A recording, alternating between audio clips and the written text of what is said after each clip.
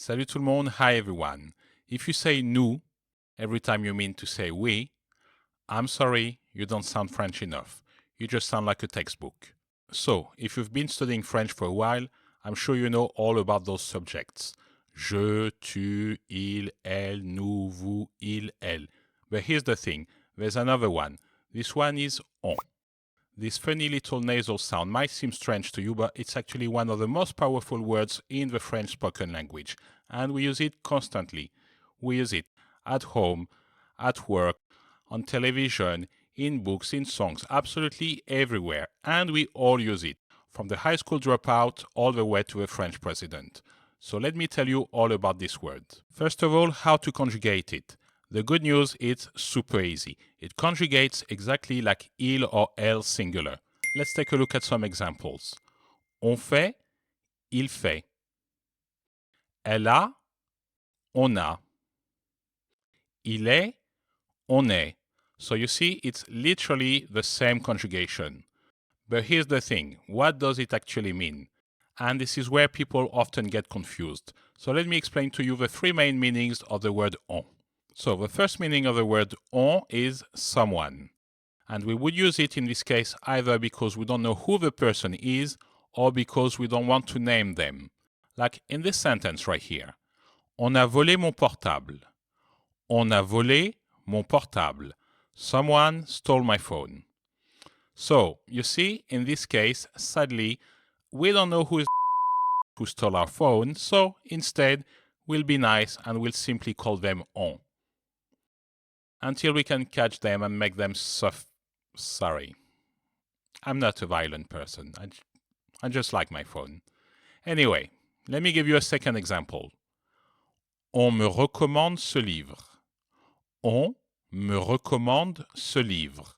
Someone is recommending me this book. So in this example, this time, we probably know who the person is, but because it's not relevant to our story, or because simply we don't want to name them, we would use on instead. Okay, so this word literally means someone in these examples. Of course, we have a word to say someone in French, which is quelqu'un. And I could use quelqu'un instead, and it would mean exactly the same thing. Quelqu'un m'a volé mon portable. Quelqu'un me recommande ce livre. So you see, same structure, same meaning, but we're using quelqu'un this time instead of on. But in terms of what it means, it's exactly the same thing. So let's take a look at the second meaning of the word on, and this is by far the most common and the most important. If there's one thing I want you to remember from this video, it's on meaning we. For example, instead of saying nous sommes américains, you could say on est américain. Instead of nous parlons anglais, you can say on parle anglais. And finally, rather than saying nous avons 30 ans, you can say on a 30 ans. So you see, this is everyday spoken French. It's not a gimmick, it's something we actually use. And I hear sometimes that on would be slang for nous. No, it's not. It is slightly informal, if anything. We normally don't recommend using it in writing, but it's definitely not informal or rude to use around people. Even you, as a foreigner, can perfectly use on with people you don't know. It's absolutely fine. So why do we like using it so much? First of all, it's shorter. And let's be honest, we're not lazy people, we're the French people, but we like to optimize our time, really. But honestly, everything feels so much lighter, smoother when you use on rather than nous. Let's take a look at this sentence, for example. Nous allons à la gare et nous prenons le train. We're going to a station and we're taking the train. Now, the same sentence but using on. On va à la gare et on prend le train.